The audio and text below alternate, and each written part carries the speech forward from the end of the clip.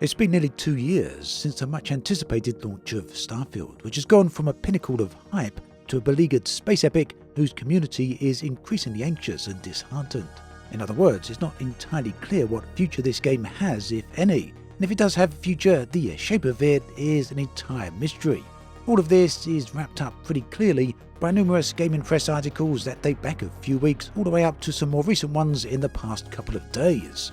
Website Rant says why Starfield may be stuck between a rock and a hard place with future DLC, and this is a topic that's of particular interest, so I'll be paying some very close attention to this in just a moment.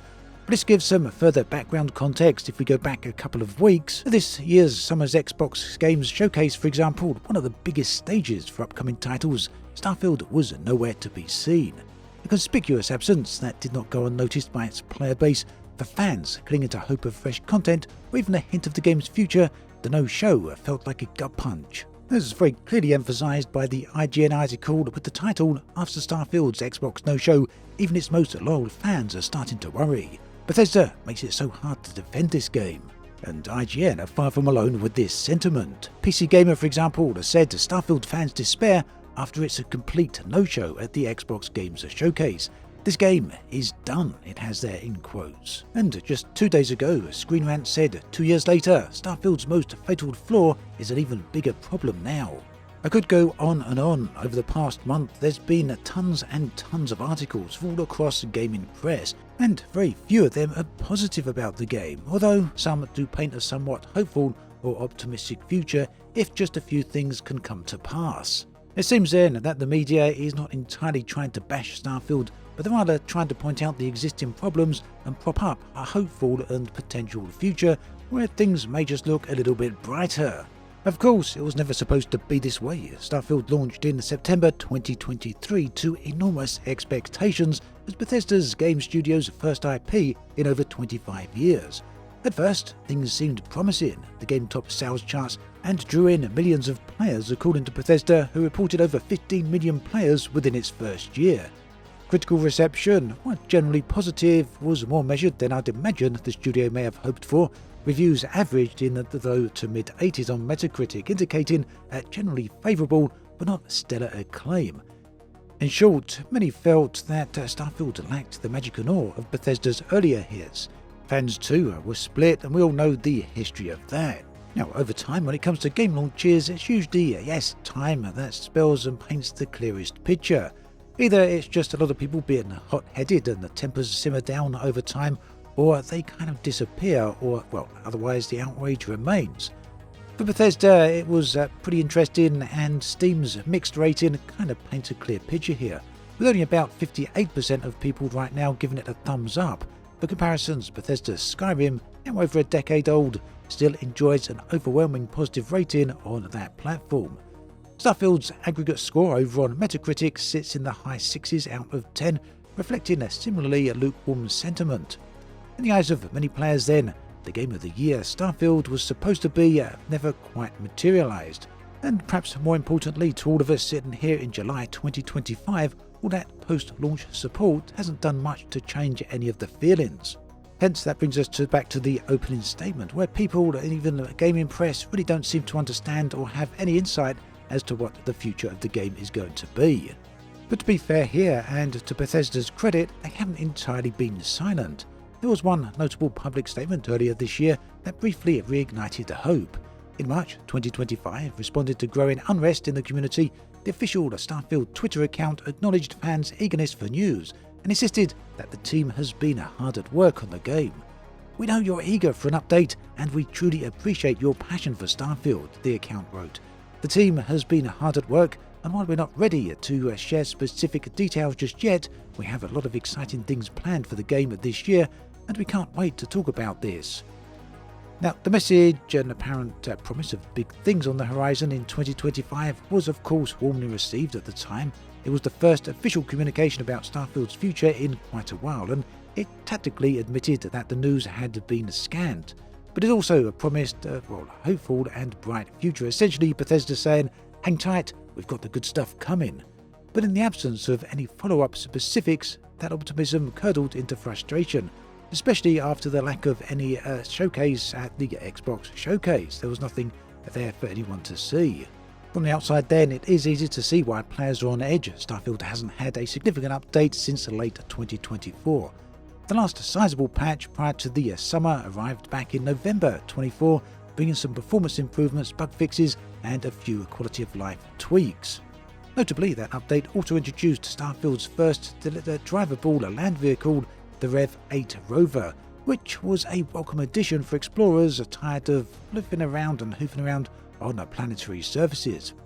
At the same time, Bethesda proudly announced that Starfield had surpassed 15 million players, underscoring the game was still a major focus for the studio.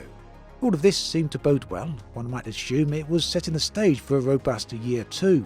Yet months rolled by with little else, and there's been no further content drops apart from the game's first expansion, Shattered Space, which had launched in late September last year. Shattered Space added a new quest line centered on the mysterious House of Veyron faction and a completely handcrafted area to explore. It was decently received by those still invested in the game, but it wasn't an expansive expansion, more a DLC-sized chunk of story to complement the main campaign, not something perhaps that some people were expecting in the 10s or 20s of hours or something like that. Now, all of this has certainly left players in somewhat of a weird limbo, and again, all of this is reflected in the recent Gaming Press articles. And in fact, people are so hungry for news that pretty much anything is gaining people's attention. Again, you can see an article here where an eagle-eyed fan had spotted Bethesda's trademark filing for something titled Starfield Starborn. The term Starborn features prominently in the Starfield storyline, is tied to the major endgame revelation, and the trademark was clearly for a piece of software, suggesting it could be the name of a future expansion or perhaps something similarly related. Gaming outlets reported on the finding, and fans allowed themselves a glimmer of excitement. Perhaps this was the second expansion in the works. However, Bethesda never confirmed or commented on the trademark. And nearly a year later, Starborn remains a rumour, a footnote in forum speculation about Starfield's future. With Shattered Space now long in players' rearview mirror, the silence on any follow-up DLC or substantial update has been deafening.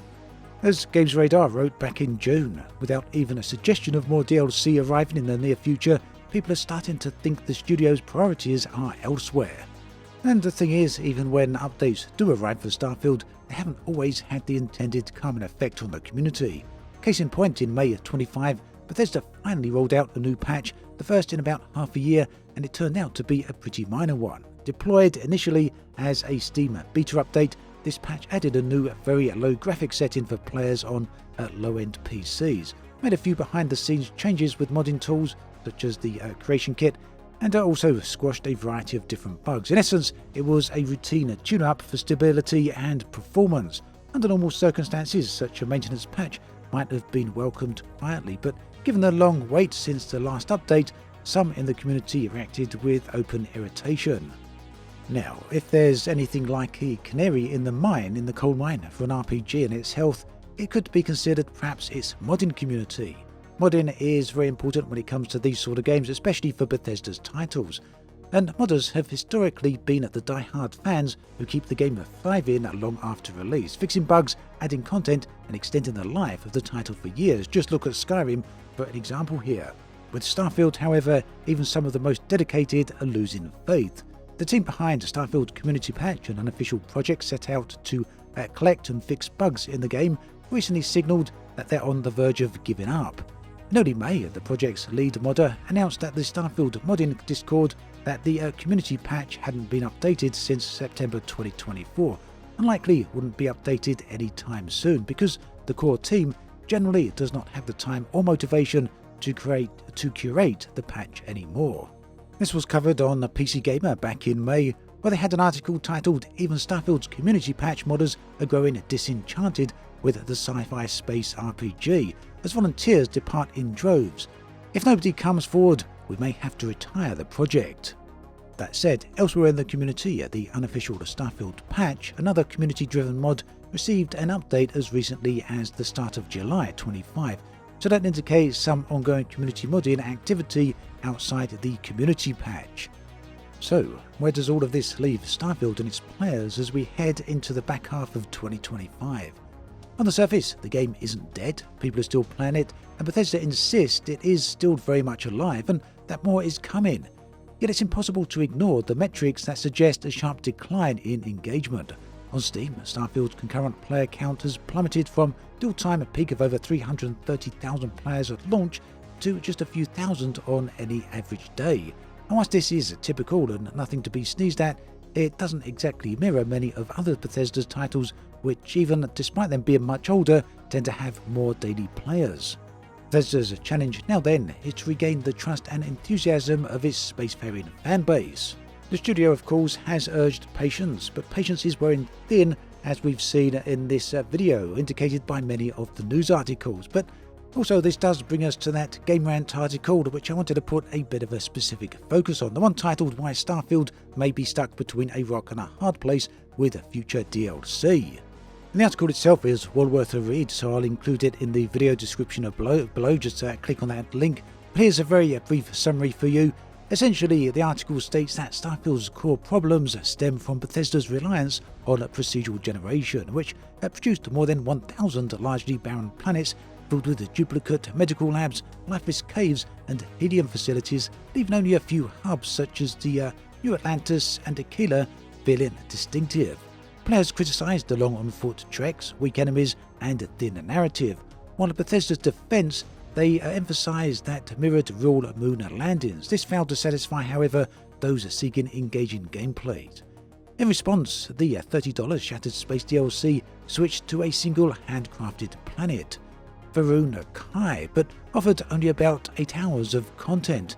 Reviewers found that the story was messy, the voice acting awkward, and the expansion riddled with technical issues, including frame rate drops as well, broken textures, buggy animations, and confused companion AI. Game Rant itself rated the DLC at 5 out of 10, and Steam reviews quickly fell to mostly negative, with roughly 70% unfavourable. Bethesda now faces, Game Rant claims, a dilemma, returning to the large-scale exploration which would risk more emptiness, whilst another lightly focused campaign risks feeling short and costly.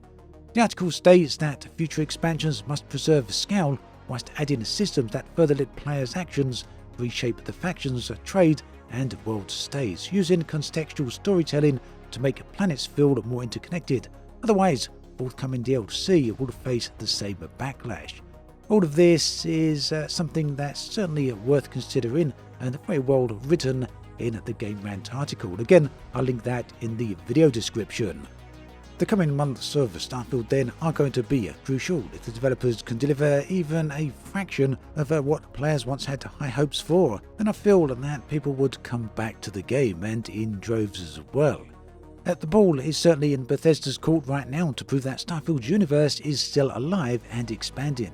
And as the sentiment of many news articles sums up, it's Bethesda now to show, not with words but with actions, that this ambitious space odyssey has not, in fact, reached its final frontier. There's another video on the screen right here if you want to check that one out. Do take a look. Thanks for watching this video all the way through. Do take care, and I'll catch you next time.